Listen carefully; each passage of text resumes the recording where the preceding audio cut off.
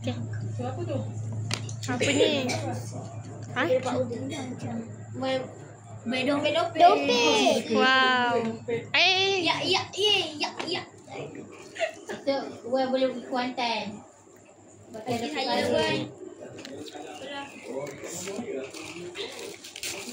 Ni cakap agak. Ni hadiah daripada Uda.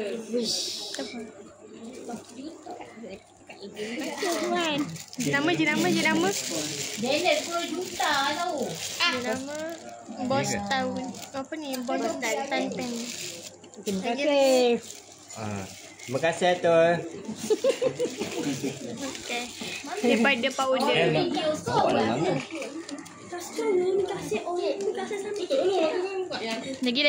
Lagi. Ni. Diam. Ni cakap lah. Ni daripada Abang Noah. Aku beli. Ni tahu jalan dia. Senyap. Hal tu nak tahu apa? Apa teka baru bagi duit RM1. Teka, dapat teka lu. Kasut. Kotak je. Kotak je kasut tu. Mak oi. Laptop. Koyak je. Dapat koyak. Kasut. Baju.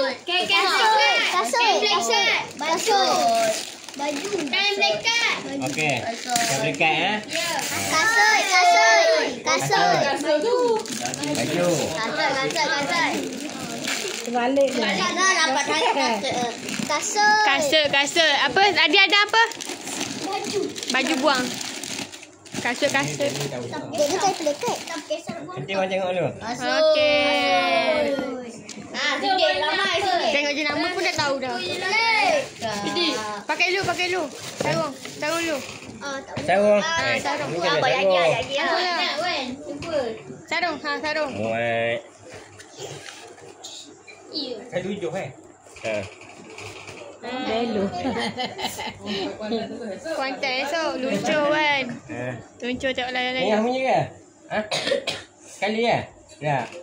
Sekali ya. Terima kasih semua. Angah, terima kasih.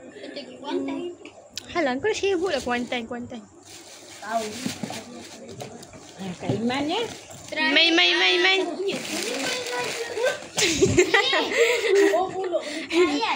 Yalah buat buka. Tahu. Ada kat Iman. Anak siapa ni? Dia baru. Iman pakai ada kawan. Itu yang baru. Pakai ada kawan. Dia kantai-kan. Jaja. Terima kasih. Siapa orang? Tok. Iman. Iman. Terima kasih Kak Iman. Nanti Iman charger. Nanti Kak belanja casing. Casing untuk Wan. Ni siapa? Tu saya bagi. Al-Quran tu kan. Senyap lah kau ni. Siapa? Halo. Kak Long semua ni lah. Baju. Saya kurta tak ada saya Wan pula. Lelah ambil jenama punya ada. Terima kasih.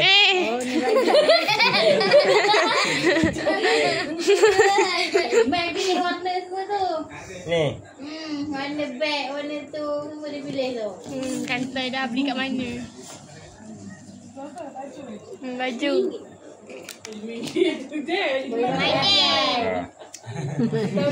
Mana baju dah RM1. Kan suka begitu.